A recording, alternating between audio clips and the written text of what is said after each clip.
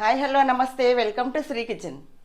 ఈరోజు ఈ వీడియోలో కాకరకాయ వేపుడు చాలా సింపుల్గా చేసి చూపిస్తున్నాను. 1/2 కేజీ లేత కాకరకాయలు ఇవి. ముందుగా సాల్ట్ వాటర్లో శుభ్రంగా కాకరకాయలు కడిగేస్తున్నాను. సాల్ట్ వాటర్లో శుభ్రంగా 2 సార్లు నీళ్లు మార్చి కాకరకాయలను కడిగేసుకోవాలి.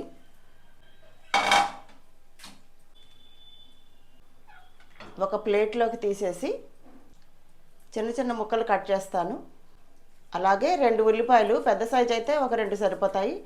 అదే చిన్న ఉల్లిపాయలు అనుకోండి 3 లేదా 4 వరకు తీసుకోవచ్చు.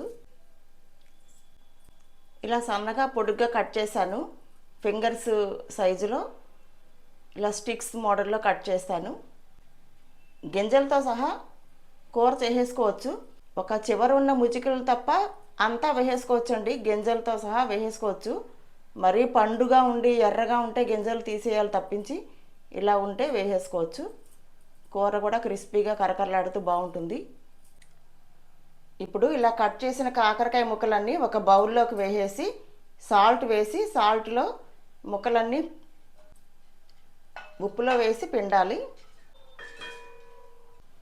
ఇప్పుడు ఈ మాత్రం సాల్ట్ ముక్కల మీద వేసేసి ఒక 20 మినిట్స్ అలా వదిలేయాలి.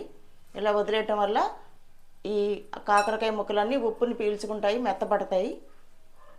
ఒక 20 మినిట్స్ ఆగాక ఇలాగ నీరు వస్తుందండి. ఉప్పు తగిలేసరికి ఈ ముక్కల మీద నీరు వచ్చేస్తుంది. ఆ నీరునంతా కూడా మనం పిండి వేసుకుని ఫ్రై చేసుకోవచ్చు. ఒకసారి ఇలా కలిపేసి ఒక 20 మినిట్స్ అలా వదిలేయటం వల్ల నీరు దిగుతుంది. 20 మినిట్స్ తర్వాత ఒకసారి ఇదంతా కిందకి పైకి కలిపేసి ఇందులో ఉప్పు తగిలేసరికి నీరు వచ్చేస్తుంది. ఇలా ముక్కల్ని పిండేసుకోవాలి. కొంచెం గట్టిగా ఇలా నీళ్లు పిండేస్తే అది చూసారా, చేదంతా ఇలా పిండేయటం వల్ల చేదు దిగిపోతుంది. కొంచెం ఇలా నొక్కుతూ పిండేసుకోవాలి. కాకరకాయ చేదు ఉంటుందని చిన్నపిల్లలు కొంతమంది తినరు కదా, అలాంటప్పుడు ఈ రకంగా ఉప్పులో వేసి గట్టిగా పిండేసి ఫ్రై చేయటం వల్ల పిల్లలు కూడా ఇష్టంగా తింటారు. చూసారా నీరంతా ఎలా దిగిపోయిందో కిందకి. ఈ రకంగా ముక్కలన్నీ పిండేసాను. చూసారా కాకరకాయ నీరు ఎలా దిగిపోయిందో. కాయలు లేతగా ఉంటే నీరు ఎక్కువ దిగిపోతుందండి. కొంతమంది అసలు ఉప్పులో పిండరండి, ఎందుకంటే ఇలా డైరెక్ట్గానే వేసేసుకుని వండుకుంటారు. అసలు తినగలిగితే డైరెక్ట్గా కాకరకాయని ఉప్పులో పిండకుండా డైరెక్ట్గా కూర చేసుకుని తినటం అనేది హెల్త్కి చాలా మంచిది. ఇప్పుడు స్టవ్ ఆన్ చేసి ఐరన్ ప్యాన్ పెట్టాను. ఐరన్ ప్యాన్లో ఏ వంటైనా చేసుకోవటం అనేది ఆరోగ్యానికి చాలా మంచిది. ఇప్పుడు ప్యాన్ వేడెక్కింది, ఆయిల్ వేసాను. ఫ్రై కదండి, కొంచెం ఆయిల్ అయితే ఎక్కువే పడుతుంది, ఎందుకంటే క్రిస్పీగా రావాలి కదా ఫ్రై అంటే. ఇలా వెడల్పుగా ఉన్న ప్యాన్ అనుకోండి ఫ్రైకి బాగుంటుంది.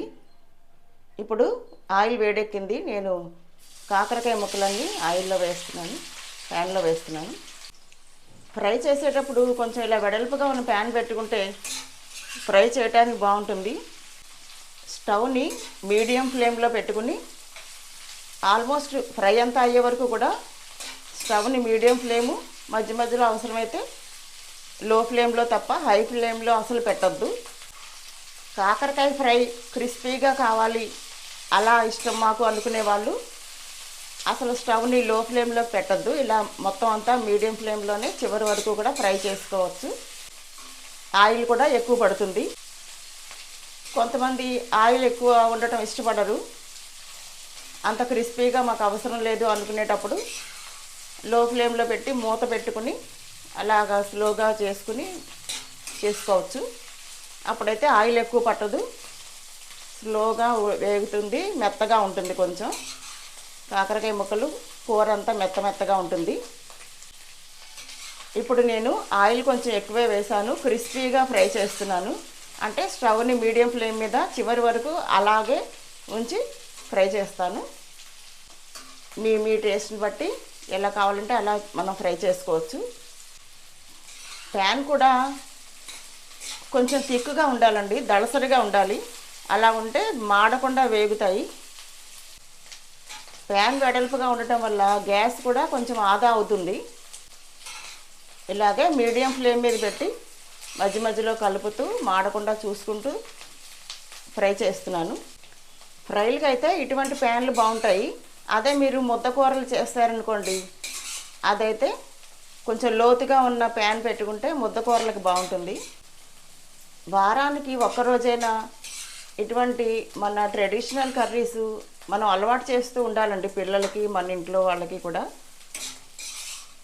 ఎందుకంటే ఇవి ఇవి చాలా మంచిది కదా ఆరోగ్యానికి.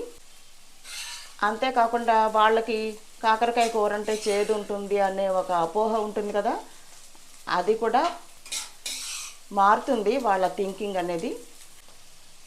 అంతేకాకుండా కొంచెం చేదు ఉండటం అనేది ఆరోగ్యానికి మంచిదని మనం గైడ్ చేస్తూ ఉంటే, మదర్స్గా మనం గైడ్ చేస్తూ ఉంటే పిల్లలు కూడా అలవాటు పడి అదే ఆహారాన్ని తినడానికి ఇష్టపడుతూ ఉంటారు.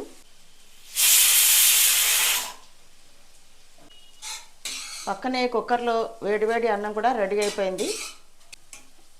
అన్నం వేడిగా ఉందనుకోండి, వేడిగా ఉన్న అన్నంలో ఏ పదార్థం కలుపుకున్నా కూడా ఎందుకో తెలియదు చాలా రుచి వస్తుంది. కొంచెం నెయ్యి వేసుకుని వేడన్నంలో ఆవకాయ కలుపుకున్నా కూడా చాలా రుచిగా అనిపిస్తుంది. ఉల్లిపాయలు కూడా ఈ రకంగా కట్ చేశాను. ఎందుకంటే కాకరకాయ ముక్కలు ఇలా స్టిక్స్ మోడల్లో కట్ చేసుకున్నాం కదా మనం, అందుకని ఉల్లిపాయ కూడా ఇలా నిలువుగా ఈ రకంగా కట్ చేశాను. కూరగాయలు కట్ చేయడం కూడా ఒక ఆర్ట్ ఏమో అనుకుంటాను నేను. ఎందుకంటే ఒక్కొక్కళ్ళు కట్ చేస్తుంటే అలా చూస్తూ ఉండబుద్దేస్తుంది. చాలా చక్కగా కట్ చేస్తారండి. అలా కట్ చేసినప్పుడు కూర కూడా చూడటానికి బాగుంటుంది కదా. కాకరకాయ కూర తినని వాళ్ళకి కాకరకాయ పులుసు బెల్లం పెట్టి వండి పెట్టచ్చండి. అలా కూడా వాళ్ళు ఇష్టంగా తింటారు. ఎందుకంటే తీయగా ఉంటుంది కూర కాబట్టి, చేదు తెలియదు. ఉల్లికారం పెట్టి కూడా గుత్తులు పడంగా కాకరకాయని వండి పెట్టచ్చు. మన ఇంట్లో వాళ్ళు ఏ రకంగా ఇష్టపడతారో ఆ రకంగా మనం ఏదో రకంగా చేసి పెట్టి అలవాటు చేయటం అనేది మంచి విషయం అని నా అభిప్రాయం. చక్రాలు చక్రాలుగా కట్ చేస్తే కూడా కాకరకాయ చూడటానికి బాగుంటుంది కదా, కొంతమంది అలా కూడా ఇష్టపడతారు. ఇంకా చూసారు కదా, ఆల్మోస్ట్ ఫ్రై అవుతోంది. ఒక 50-60% ఫ్రై అయింది కదా. ఇప్పుడు నేను ఆనియన్స్, ఉల్లిపాయలు వేస్తున్నాను. కాకరకాయ వేపుడికి ఉల్లిపాయలు చాలా రుచిగా ఉంటాయండి. కొంచెం ఎక్కువ వేసుకోవచ్చు, బాగుంటాయి. కాకరకాయ కూరలో ఉల్లిపాయ పడేసరికి భలే మంచి ఉల్లివాసన వస్తుంది, మంచి సువాసన వస్తుంది. స్టవ్ మీడియం ఫ్లేమ్లోనే ఉందండి.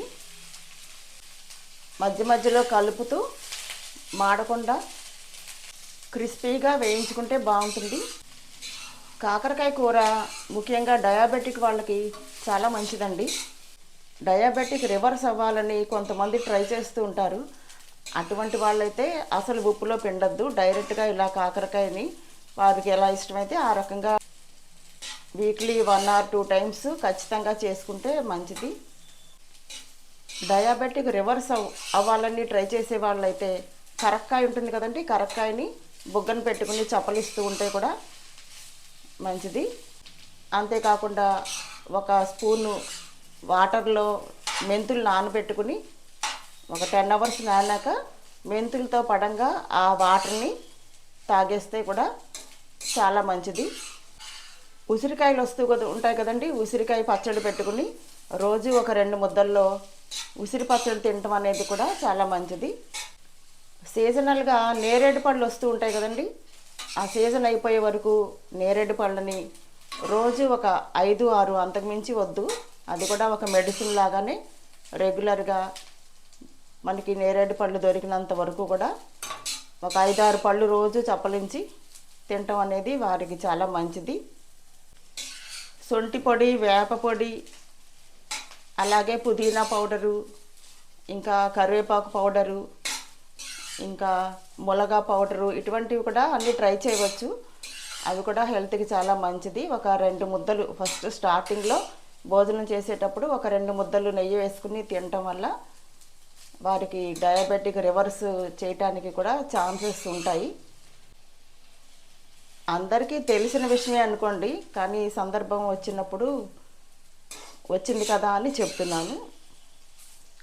ఎందుకంటే కాకరకాయ కూర ప్రత్యేకించి డయాబెటిక్ వాళ్ళకి మంచిది అనే ఉద్దేశంతో చెప్తున్నాను. అంతేకాకుండా మన ఇంట్లో ఉన్న చిన్న పిల్లలకి ఇటువంటి ట్రెడిషనల్ ఫుడ్స్ అలవాటు చేయాలనే ఉద్దేశం. ముఖ్యంగా మన పిల్లలు ఆరోగ్యంగా ఎదగాలండి. నిజంగా చెప్పాలంటే ఆరోగ్యాన్ని మించిన ఐశ్వర్యం ఏముంటుంది? ఆనియన్స్ కూడా వేగిపోయాయి. ఇంకా చూసారు కదా, ఆనియన్స్ కూడా చక్కగా ఫ్రై అయ్యాయి, కూర కూడా వేగింది. ఇప్పుడు ఒక బౌల్ తీసుకుని 1 స్పూన్ శనగపిండి వేస్తున్నాను. అలాగే 1 స్పూన్ ఎర్రకారం, పచ్చికారం అండి ఇది. కొంచెం సాల్ట్. ఆల్రెడీ సాల్ట్లో మనం కాకరకాయ ముక్కలు పిండాం కాబట్టి చూసి వేసుకోవాలి. ఇప్పుడు ఈ మూడింటిని కలిపేస్తున్నాను. శనగపిండి, కారం, ఉప్పు, ఈ మిశ్రమాన్ని కలిపేసి ఫైనల్గా కూర దింపేసే ముందు ఇవి వేసేసి కలిపి దింపేసుకోవచ్చు. అలా వేయటం వల్ల క్రిస్పీగా ఉంటుంది. శనగపిండి వేసేసరికి ఒక రకమైన కమ్మటి రుచి కూడా వస్తుంది. ఇప్పుడు ఈ మిశ్రమాన్ని అంతా కాకరకాయ ఫ్రైలో వేసేస్తున్నాను. ఒకసారి ఇదంతా కలిసేటట్టుగా కలిపేసుకుని, అంతేనండి, ఇదంతా కలిసేటట్టుగా కలిపేసుకున్నాక క్రిస్పీగా ఉండే కాకరకాయ ఫ్రై రెడీ అయిపోయింది. అంతేనండి, ఎంతో టేస్టీగా ఉండే కాకరకాయ ఫ్రై రెడీ అయిపోయింది. ఇప్పుడు స్టవ్ ఆఫ్ చేసేస్తున్నాను. ఫైనల్గా సాల్ట్, కారం చెక్ చేసుకుని ఏది అవసరమైతే అది యాడ్ చేసుకోవచ్చు. ఫైనల్గా సర్వింగ్ ప్లేట్లోకి తీసేస్తున్నాను. అంతేనండి, క్రిస్పీగా ఉండే కాకరకాయ ఫ్రై రెడీ అయిపోయింది. క్రిస్పీగా ఉండే కాకరకాయ వేపుడు చూశారు కదా. మరో కొత్త వీడియోలో మళ్ళీ కలుద్దాం.